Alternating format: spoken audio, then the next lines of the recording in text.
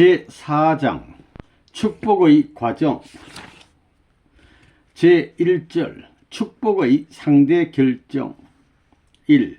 축복의 상대는 누가 정해 주는가?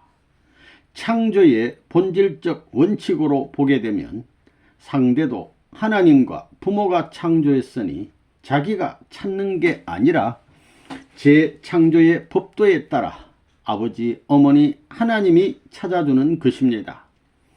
거기에서 내 남편이 비로소 창조돼 나온다고 보는 것이 천리의 공약입니다. 이것이 통일교회의 결혼관입니다. 그렇기 때문에 통일교회는 원칙적으로 하나님, 그 다음엔 선생님이 찾아주는 것입니다. 여러분의 아버지, 어머니는 타락한 세계에 있어서 이런 천리를 모릅니다. 알겠어요? 모른다고요. 주묵구구식입니다.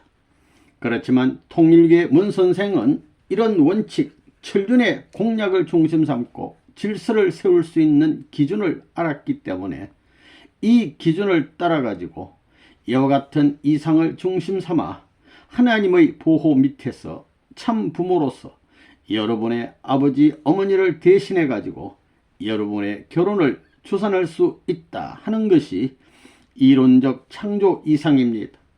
이것이 통일교회의 결혼관입니다. 상대 기준을 제멋대로 결정하는 일은 절대로 있어서는 안 됩니다. 그와 같은 결정 권한을 하나님으로부터 이어받아 가지고 오시는 분이 바로 재림주입니다. 재림주님입니다. 그러므로 이상 상대의 결정권을 가지신 분이 나타날 때에는 본심에 가까운 사람일수록 그분 앞에 서게 되면 설명하지 않더라도 자신도 모르게 심정적으로 이끌리게 됩니다. 축복받는 데 있어서 나는 누구와 하면 좋겠다고 이렇게 마음속에 자기의 짝으로 맺어주기를 바라는 사람이 있다면 그는 하나님을 모독하는 사람입니다. 에덴 동산에서 아담 헤아가 타락할 때와 마찬가지입니다. 아담 헤아가 장성기 완성급에서 타락할 때 서로가 자기의 상대인 것을 확실히 몰랐다는 거예요. 확실히 몰랐습니다. 모르는 자리에서 사탄의 유혹으로 말미암아 부지불식간에 그런 결과를 가져왔다는 거예요. 여러분은 그런 길을 피해 가야 하는 것입니다. 그러니 축복받기 전에 자기의 상대를 알고 축복받으러 나갈 수 있겠으며 축복받기 전에 자기의 상대를 결정해 가지고 나갈 수 있겠느냐는 겁니다. 축복의 상대 결정은 하늘이 하시는 거예요. 부모가 하시는 겁니다.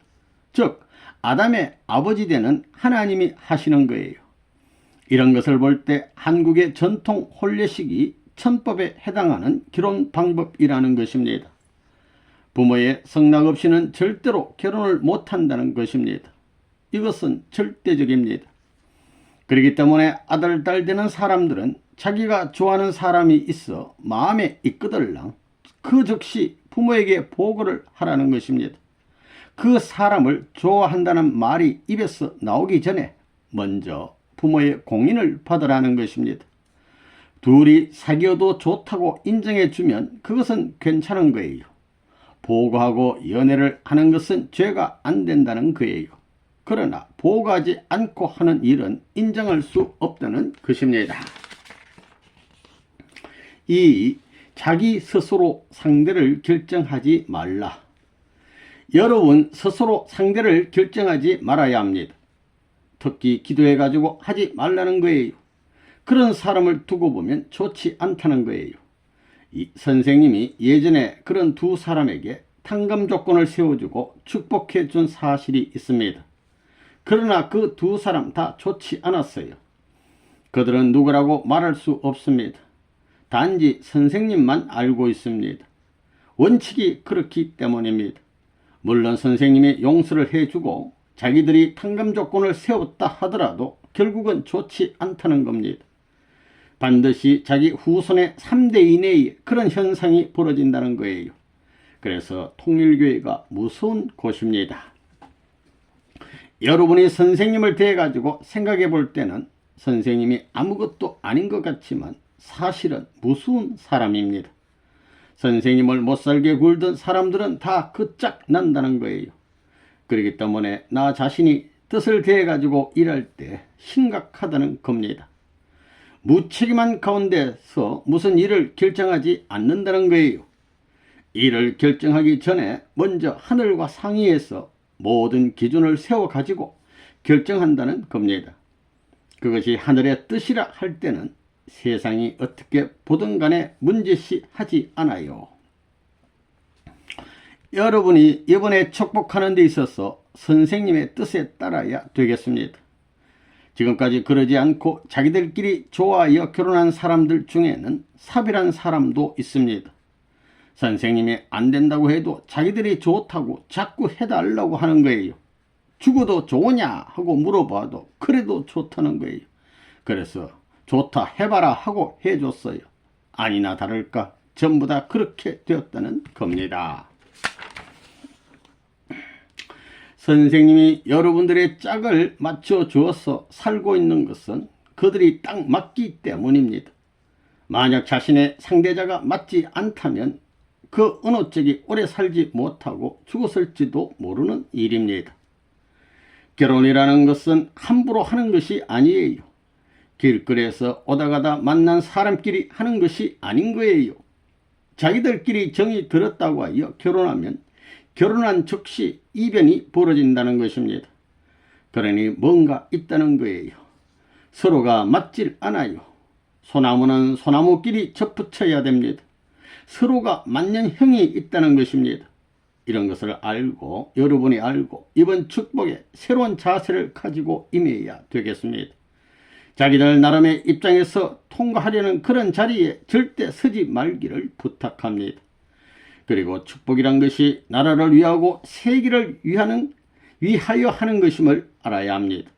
또한 그것이 곧 후대를 위하는 것이 된다는 것을 명심해야 되겠습니다. 5. 상대적으로 창조된 남자와 여자. 사람은 남자 아니면 여자입니다. 하나님이 창조하신 아담 해와의 연장이 바로 나입니다. 알겠어요? 사람 하면 거기에는 벌써 실체가 있다는 것입니다. 사람 속에 몇 가지가 들어와 있습니까? 땅이 들어와 있고 사람이 들어와 있고 하나님이 들어와 있습니다. 우리 인간은 과학적으로 멋지게 생겼습니다.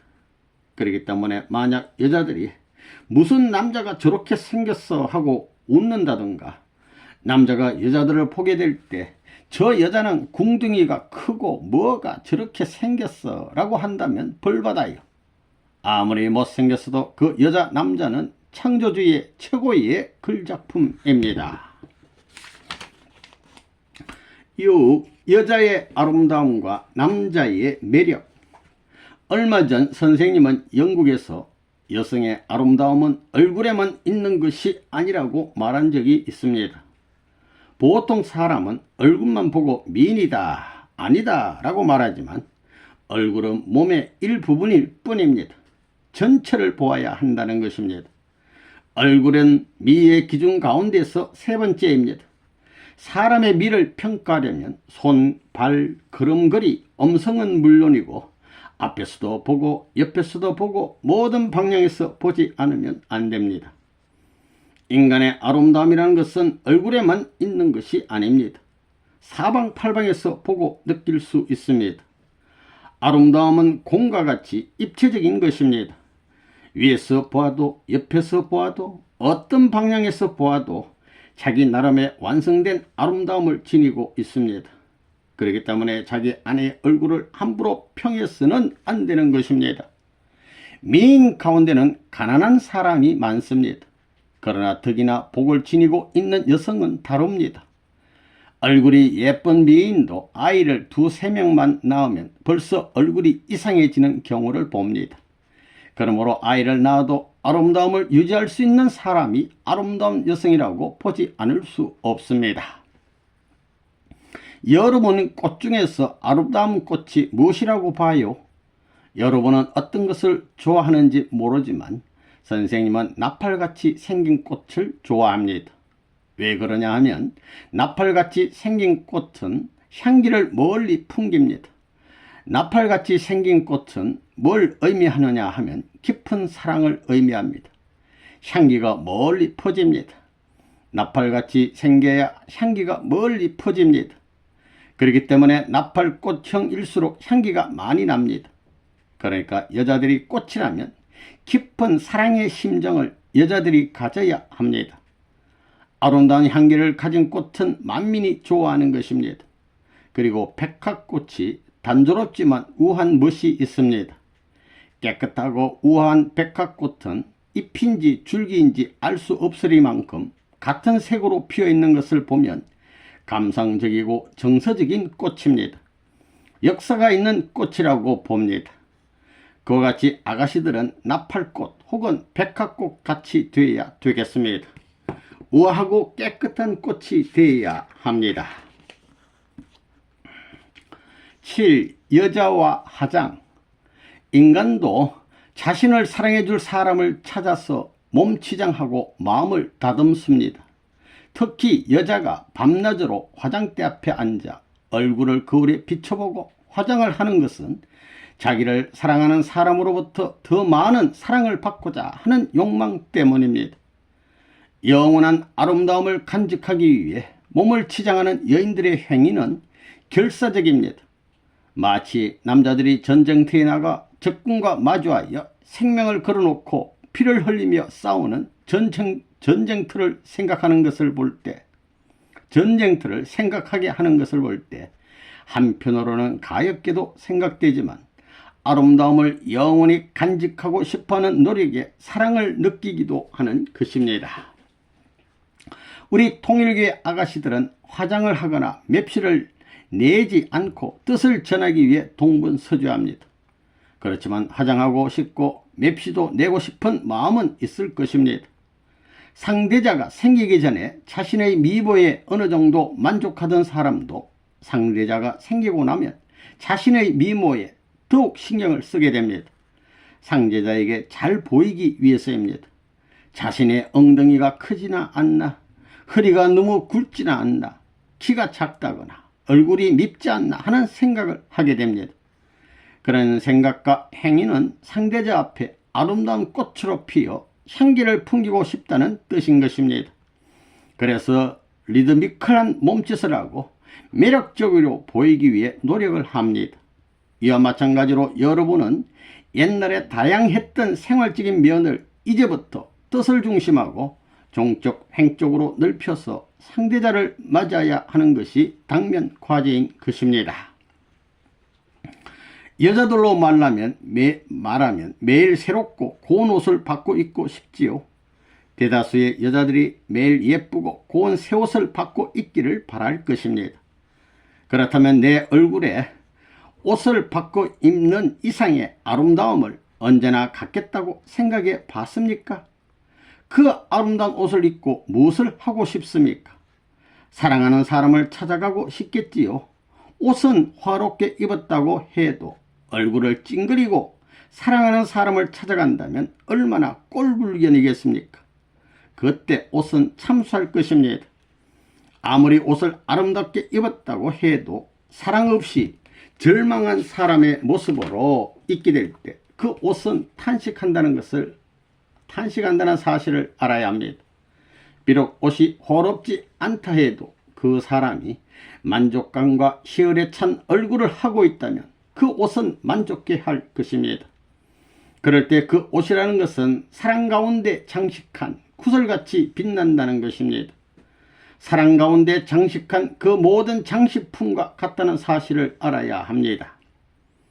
여러분들은 다이아몬드 반지를 만들어 낄 때 그냥 순 다이아몬드로 반지를 만들어 낀 사람 봤습니까? 금반지면 금반지만을 그냥 만들어 끼는 것보다 금반지 위에 조그마한 다이아몬드를 붙여서 낄 때 더욱 아름다운 반지가 될 것입니다. 모든 세상의 이치가 그와 마찬가지입니다. 예를 들자면 꽃나무가 꽃이 피고 향기가 있는 것은 무엇 때문이냐? 그 꽃나무가 꽃이 좋고 향기가 좋아서 있느냐? 아니면 그 누구를 위해서 있느냐 하는 것입니다. 인간이 자신의 얼굴과 마찬가지로 꽃잎이 자신을 볼 수 없는 것입니다. 그러므로 아름답게 꽃잎을 피우거나 향기를 풍기는 것은 그 자체를 위해서가 아니고 그 꽃과 향기를 좋아할 수 있는 그 누구를 위해서 있다는 결론을 내릴 수 있습니다. 꽃과 향기가 있는 것은 나비와 벌들이 찾아오게 하기 위해서입니다. 향기가 있는 것은 그들이 찾아올 수 있는 방향을 가르쳐 주기 위해서이며 꽃이 피는 것은 구별시켜 주기 위해서입니다. 마찬가지로 여자들이 아름다운 옷을 입고 화장을 하는 것도 이와 같은 이치인 것입니다. 여러분들이 아름다운 옷을 입고 화장을 하는 것이 자기를 위해서 합니까? 아니면 상대를 위해서 합니까? 요즘 여자들을 보게 되면 눈썹을 그리고 속눈썹을 달고 푸른 화장까지 합니다. 선생님과 함께 뜻길을 걸어온 여러분들의 노고가 크다는 것을 잘 알고 있습니다. 일신의 편안한 생활을 뒤로 미루고 뜻성사를 위해 고생한 통일가의 식구들, 특히 얼굴 치장을 해보지 못하고 살아온 여인들의 공로가 큰 것을 알고 있습니다. 그들을 위해서 늙지 않는 화장품을 발명하여 나누어주고 싶은 마음입니다. 물론 지상의 생활을 마치고 하나님과 더불어 영원한 사랑권에서 살겠지만 8. 연애는 절대 허용되지 않는다. 신앙이 깊어지고 영적인 체험을 하게 되면 아무렇게나 행동할 수 없습니다. 하나님을 밀어젖히고 자기들의 기쁨만을 위해 서로 사랑하는 것은 사탄 세계의 잘못된 사랑입니다. 지금까지 자신이 그러한 일을 해온 사람이 있다면 선생님의 이야기를 듣고 지금부터 회개하지 않으면 안 됩니다. 아담과 헤아는 하나님을 외면하고 자기들끼리 사랑을 함으로써 어처구니 없는 결과를 초래하였습니다. 여러분들도 자신들끼리 결혼하거나 하면 새로운 조상이 되기는커녕 어처구니 없는 결과를 초래하게 됩니다. 그러므로 통일교에서는 자유롭게 연애하는 것은 절대로 허용되지 않습니다. 하나님께 모든 것을 맡겨야 합니다. 축복은 어디까지나 하나님을 중심 삼아가지고 사랑의 인연을 맺어 나와야 하는 것입니다. 그런데 나는 이런 사람이야 하며 자기만을 내세우는 사람에게는 절대로 하늘이 동조하지 않을 것입니다. 지금까지 우리 통일교에서는 연애라는 것은 있을 수 없어요. 인정도 안 한다는 거예요. 자기들끼리 마음에 있었던 사람은 절대 축복을 안 해줍니다. 여러분들은 축복 받겠어요? 안 받겠어요? 통일교회 안에서 결혼을 할래요? 아니면 마음대로 결혼할래요? 합동 결혼식 하는 것이 기분 나쁩니까? 통일교회 선생님이 정해주는 대로 시집 장가 갈래요? 대답해 보라고. 마음대로 갈래요? 선생님이 정해주는 대로 갈래요? 그러려면 마음대로 사랑해서는 안 됩니다. 사랑의 눈길도 함부로 주어서는 안 됩니다. 이거 확실히 알아야 됩니다. 그러므로 남자들은 함부로 젊은 여자들의 손목을 잡아서는 안 됩니다. 젊은 여자의 손목을 잡는 날에는 이미 총각이 아닙니다. 알겠어요? 이것은 내 말이 아닙니다. 원리의 말입니다. 복귀 원리의 말입니다. 길을 가다 미남자와 마주쳤을 때 다시 한번 보고 싶다는 생각을 갖게 되는데 그것이 바로 타락의 근성인 것입니다. 하나님의 아들, 딸이라면 하나님께서 정해준 배필 아니면 조그마한 관심도 가져서는 안 됩니다. 마주 바라보는 그 자체가 죄악은 아닙니다. 그러나 관심을 가지고 바라보게 될 때 강력한 타락성이 작용하게 되어 예기치 못한 사고를 유발할 수 있기 때문입니다. 그렇기 때문에 길을 가다 미녀나 미남과 마주치더라도 관심은 어린 눈으로 보아서는 안 됩니다. 이러한 걱정과 염려는 모두 여러분들을 위해서 하는 것입니다. 하나님도 아담과 헤아를 위하고 사랑하는 뜻에서 따먹지 말라고 하셨던 것입니다. 인간 조상인 아담 헤아가 타락할 때도 여자 때문이었지요. 그렇기 때문에 여자는 그럴 수 있는 가까운 거리에 있다는 것입니다. 남자의 꾀임에 넘어갈 수 있는 소질이 많다는 것입니다. 여자들은 무슨 말에도 솔깃해가지고 달콤하면 그저 좋다고 헤헤거립니다. 사탄의 4대 무기는 담배, 기체, 술, 액체, 마약 고체 그리고 불륜한 사랑입니다. 선생님이 결혼하지 않은 남녀는 되도록 악수를 하지 말라고 하는 것도 붙잡는 손을 통해서 사랑의 전류가 흐르기 때문입니다. 사랑의 불꽃이 상대방에게 마음의 상처를 내기 때문입니다. 사랑으로 인하여 만들어진 상처는 이 세상의 어떤 약으로도 치유시킬 수 없는 것입니다. 통일교에서는 젊은 남녀끼리는 손도 잡지 말라고 하는 것입니다. 하고 있습니다. 우리는 사탄이 넘보고 있다는 것을 알아야 하며 이것이 사탄의 원수 갚는 일이라는 것을 알아야 되겠습니다. 축복받기 전까지는 통일교의 전혀 총각들은 서로 손을 잡아서는 안 됩니다. 전기로 말하면 100볼트면 100볼트가 한꺼번에 부딪혀야지 도중에 누전이 되어 희미해져서는 안 됩니다. 20대 가까운 청소년으로서 더럽히지 않고 물들지 않은 거룩한 순정을 고이 보관해 가지고 이것을 어디다 갖다 놓을 것이냐. 하늘이 제일 기뻐할 수 있는 제단에 놓아 가지고 하나님이 기뻐하고 그러한 순정을 가진 남자와 여자가 만나 가지고 하나로 묶어질 수 있는 거룩한 터전이 신랑 신부가 만나는 자리가 아니냐. 미국의 여러분들 부모들은 자기 아들 딸이 18세가 됐는데도 데이트 상대가 없으면 이상하게 생각하고 걱정을 하지만 한국에서는 그와 반대로 30세가 넘더라도 결혼하기 전까지는 양가의 처녀 총각은 손목 한 번 못 잡게 합니다. 눈짓도 못하는 거예요. 사랑관을 보더라도 서양에서는 프리섹슨이 뭐니 해가지고 별의별 녀석들이 다 있는데 동양은 그렇지 않다는 것입니다.